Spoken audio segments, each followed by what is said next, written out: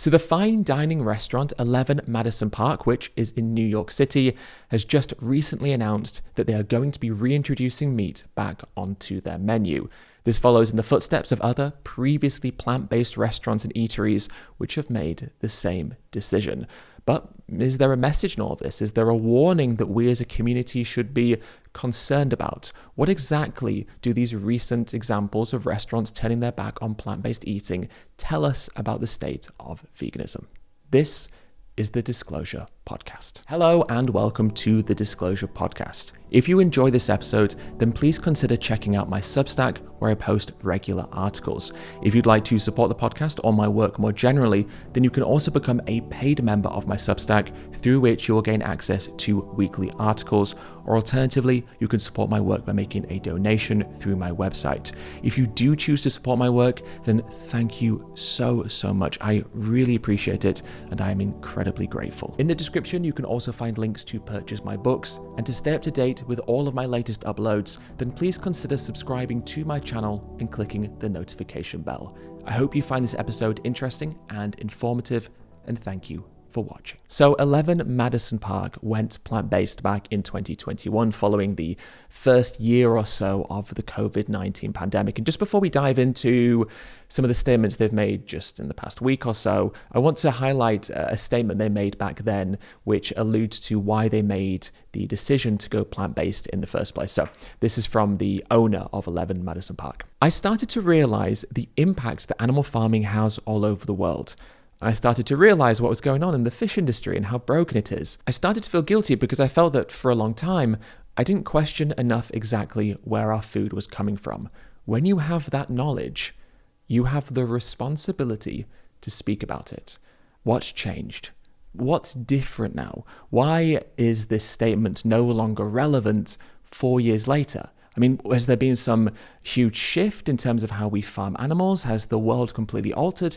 Has the planet been rescued from climate disaster? Is it now this sweepingly ethical system that we don't have to be worried about?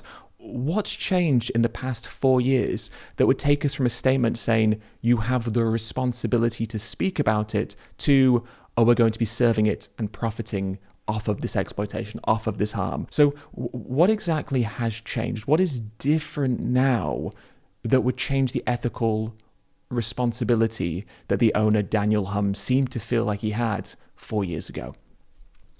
I would say nothing. So then the question becomes, why has this decision been made? So let's flash forward. That was 4 years ago. Let's flash forward to present day.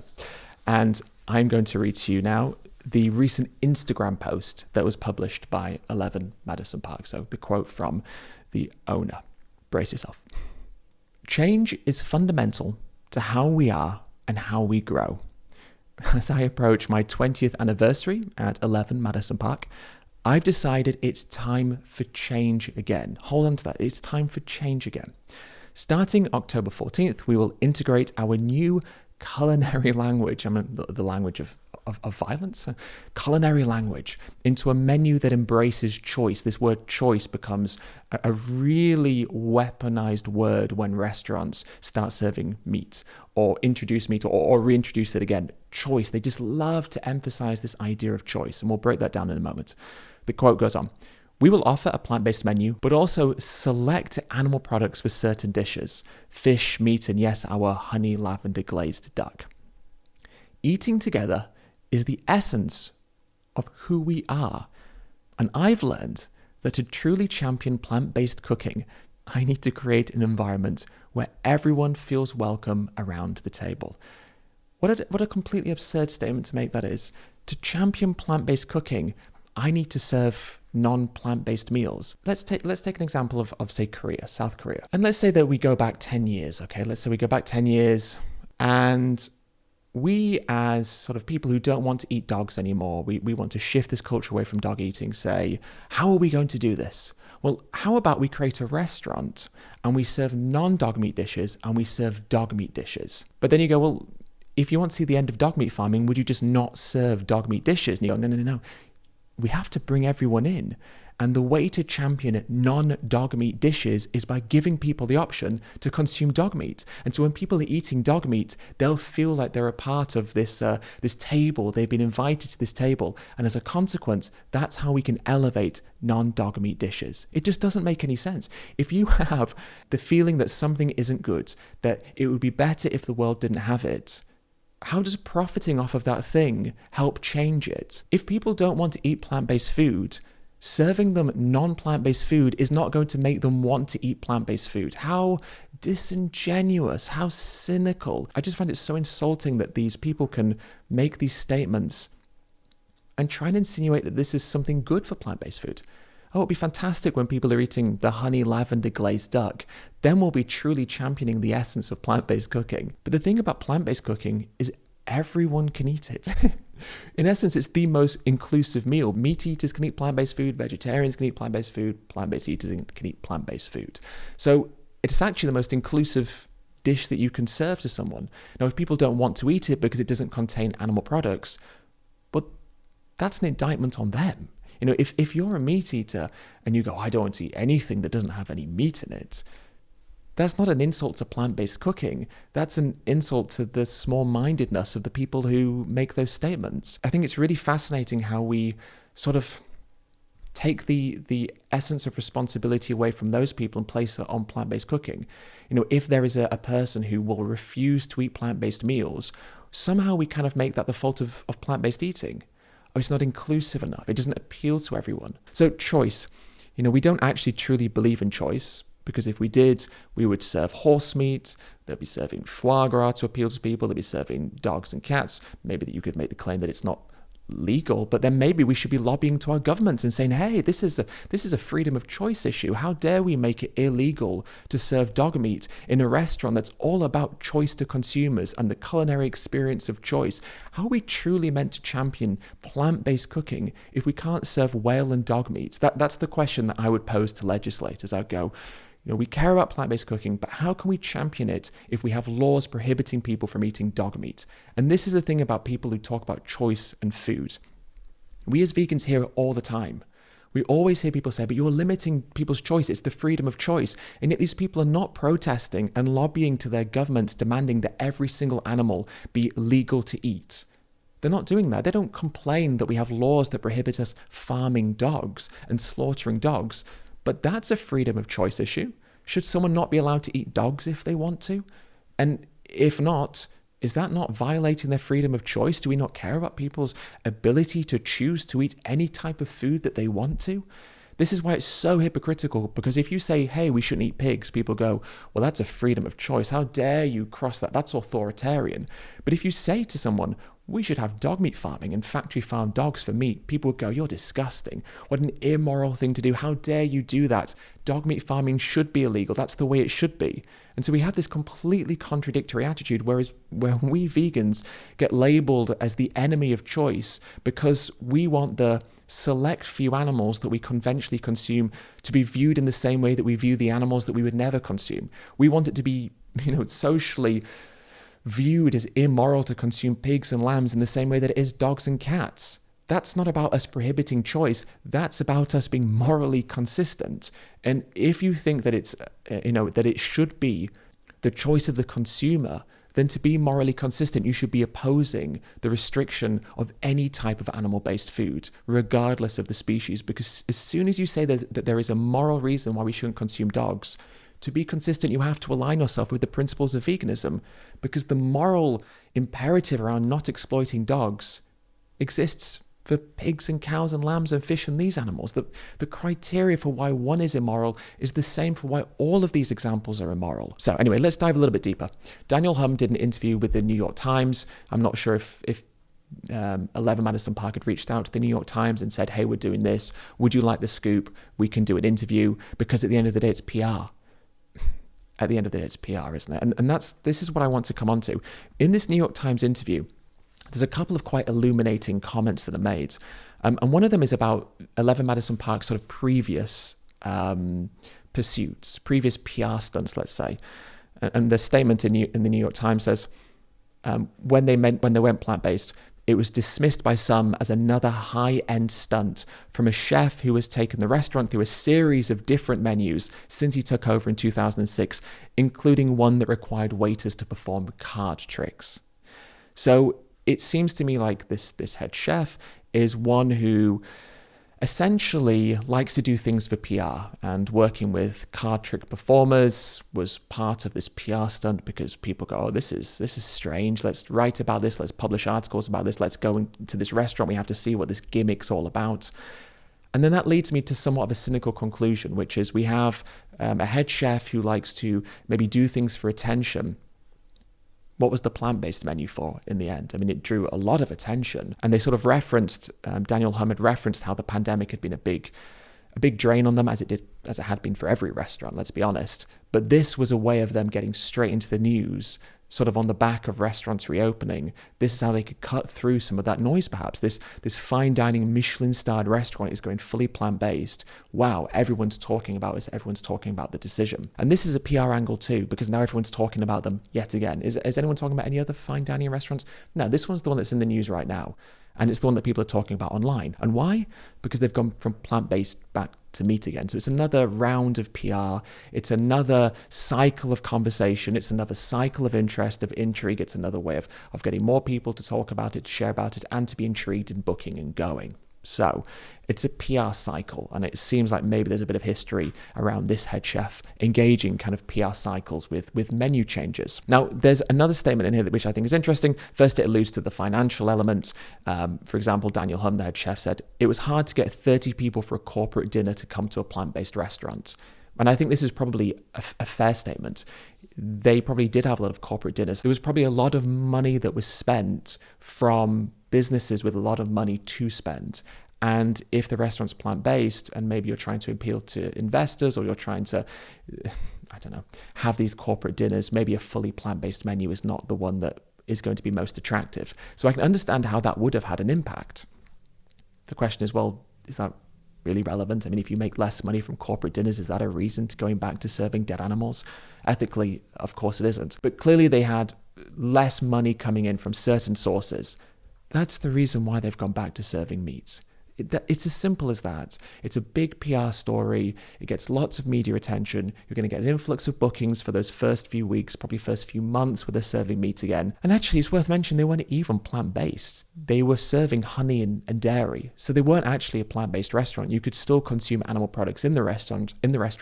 It was just the set menu was plant-based. But I think this is really fascinating. Again, this is in the New York Times article, and it explains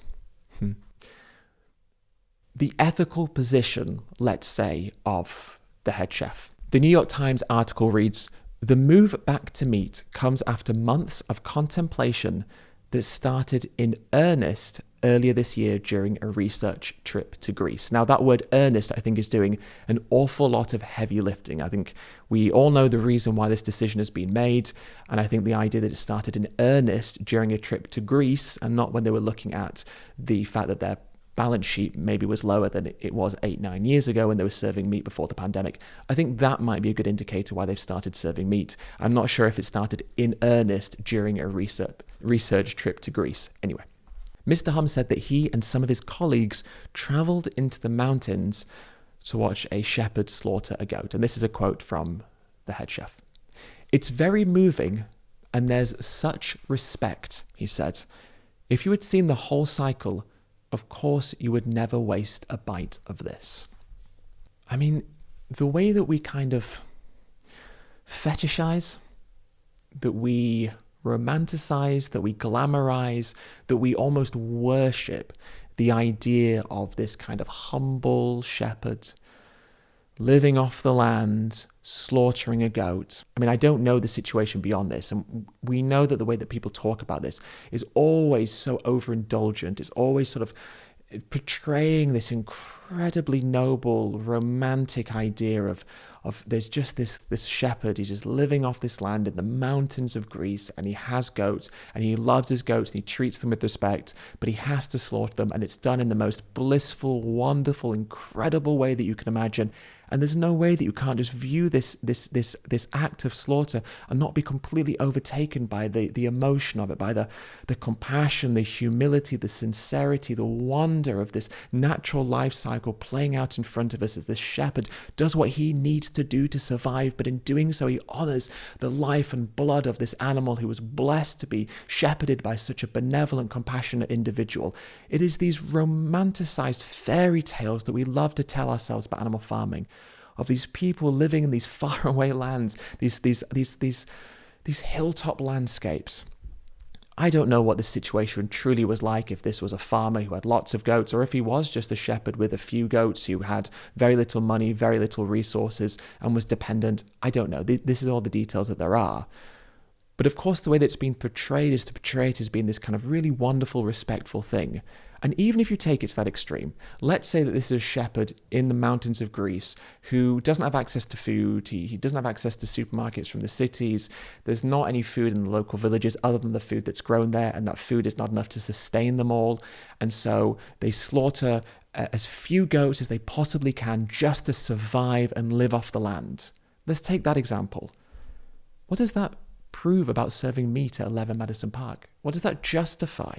What does that actually mean? It means absolutely nothing. It's like going to a coastal region of Western Africa and seeing someone going out and catching fish to feed their family, and they're deciding to open a fish and chip shop restaurant in Brighton, in the coastal region of the UK.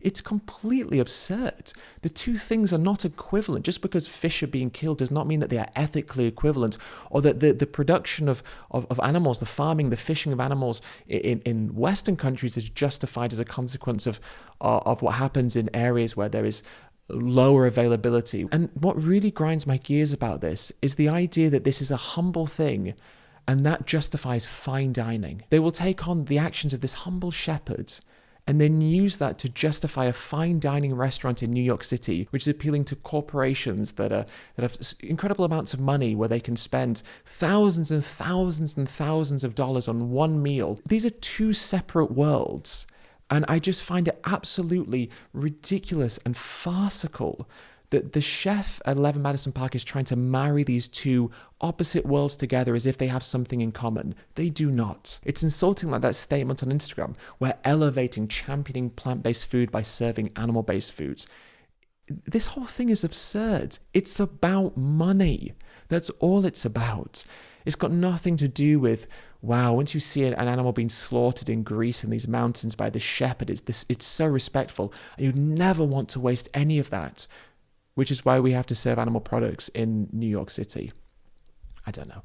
I think there's a lot of arrogance, a lot of ego, a lot of narcissism that exists in food. And I think head chefs in these fine dining restaurants, not all, of course, but there is this undercurrent, this feeling of grandiosity. There's something about sort of fine dining chefs in certain places, in certain restaurants, where this elevated sense of self-importance, and it's obviously sort of ingrained through TV shows, ingrained by the sort of awe that we might have around chefs, ingrained by sort of maybe fiction dramatized shows like The Bear. And I think that this chef has clearly taken a big piece of ego pie when perhaps he should have had a big slice of humble pie. It is frustrating because obviously it dominates headlines for a little while. And whenever a plant-based restaurant does go back to serving meat or introduces meat for the first time, it is a newsworthy story, because it allows commentators to perpetuate the narrative that veganism is in decline. And I think what it overlooks is, I'm not going to try and claim that plant-based food is less popular, that certain sectors like the plant-based alternative sector is less popular now than it was 5 years ago. I mean, there's evidence showing that people are consuming less or purchasing fewer of these products. And so I'm not going to try and make the claim that the fact that restaurants are plant-based has nothing to do with it, because of course there is an element of that. But the idea that this is only happening to plant-based restaurants, which is kind of what the narrative implies, is completely absurd. I mean, in the UK, there's a huge crisis in hospitality. thousands of pubs have closed, and yet no one's claiming that in the UK we don't like pubs anymore. Now, of course, it's not necessarily a like-for-like comparison, but what I think that sort of comparison does show is that there's something deeper at play here, which is that there is a cost of living crisis, high inflation, high interest rates, food is expensive, the margins are very narrow, and it's hard in the hospitality sector for any restaurant to really survive. And obviously the plant-based element might add an extra strain, but the idea that only plant-based restaurants are closing overlooks the fact that there is a deeper issue at play here, which is related to the current economic crisis, because if people have less money to spend, they have less money to spend in these establishments. And if the cost of food is increasing and the cost of running a restaurant is increasing, it means that restaurants have to increase prices, but then consumers have less money to spend in restaurants. It's just a vicious cycle. And I think it's really cynical when it's sort of portrayed as being a vegan problem or a plant-based problem, and it's the demise of veganism because plant-based restaurants are closing. Anyway, that brings me to the end of this podcast. Thank you so much for listening. As always, I really do appreciate it, and I look forward to speaking to all of you in the next episode. Thank you so much for watching. I really hope that you enjoyed this episode. Just a reminder that I am now over on Substack, and I'm posting weekly articles about different topics related to veganism and animal rights, including sharing my thoughts and feelings about living vegan in a non-vegan world. So if that sounds like something you might be interested in, or you'd like to support my work, then links to do so can be found in the description below. Once again, thank you so much for watching this episode.